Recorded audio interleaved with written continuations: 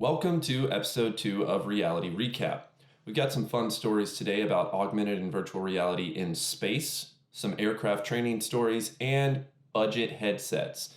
So, first off, to space. NASA pioneers the use of a lot of things. Currently, they're working on using the HoloLens to overlay maintenance instructions for their T2 microgravity treadmill. This is a precursor to using the tools to avoid some communication lag with Earth for remote work on the International Space Station where they are currently. And in the future, Mars, the moon, other planets, we'll see. And that's where I think AR is going to be really invaluable and uniquely useful, and it's going to have a foothold. I mean, when it comes to entertainment, there's going to be a lot of different possibilities for entertainment, a lot of different options for the consumer. But when it comes to helping someone do their work faster because they need information while still using both hands, I think head-worn, hands-free AR is not going to have any substitute. Apart from the industrial use and commercial use, everyday AR is going to become a thing, especially when glasses become smaller and smaller and lighter. Like everyone's just going to have them on. Not long ago, I think a couple of years maybe, IKEA already came out with an AR, like a handheld AR app. So you scan the barcode and it sets out the whole furniture system for you, and it tells you like the next step and which one to put in. I mean, that thing with AR glasses is just going to be super cool. I mean, I might buy IKEA furniture just for that. So. I agree with Yesh. I think I would buy some IKEA furniture just to play around with that tool, put it together. Sounds like a lot of fun. Sticking with space, Mission ISS is a new app out on the Oculus Quest 2, which offers a taste of astronaut life for free. Now, this is a fun example of virtual reality allowing one thing the vast majority of people will never get the chance to do, but most of those people would actually love to do, which is exploring the International Space Station. It's also a nice step up from that big library of virtual reality experiences on video because you can actually interact with the environment, you can complete missions, or you can just enjoy the space of space. I myself, as a consumer, am done with VR video. I want to be able to move around and traverse through space because that's what gives me the sense that I'm actually in a place.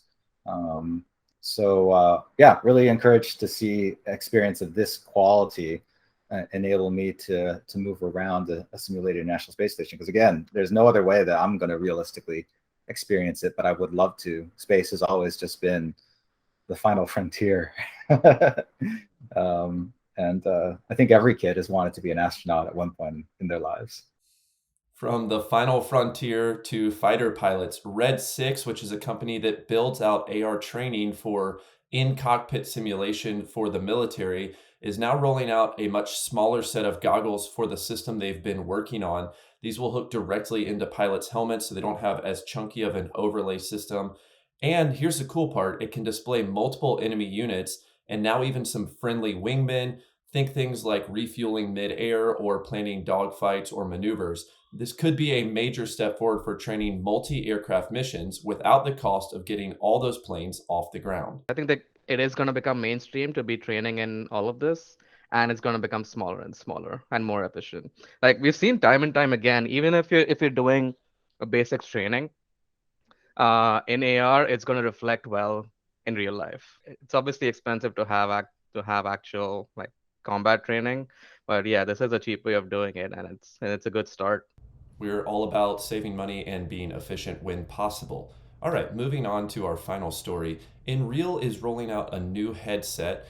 Now, this uses the same micro OLED displays that their Nreal Lite headset uses, but it comes at a slightly lower cost, a couple $100, but requires a tether cable to link them to a smart device.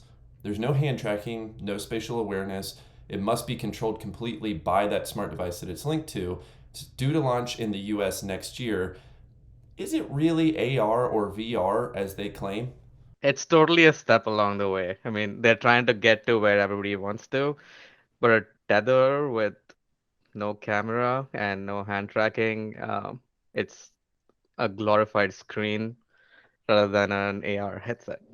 And I think it's a questionable value proposition. There used to be a smart glasses vendor named ODG that was very much on the forefront of AR publicity and AR industry. And they had some success in specific manufacturing verticals as well as military interest. And then they got an investment from Fox, the entertainment arm. And I think they pivoted towards marketing their devices as entertainment big screens for your face.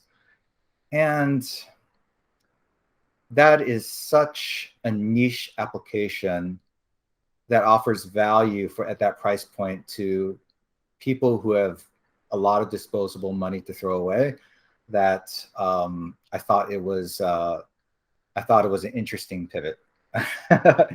And so this same tack, it's not a new one, and I think it's going to get a similarly tepid market response. Only time will tell.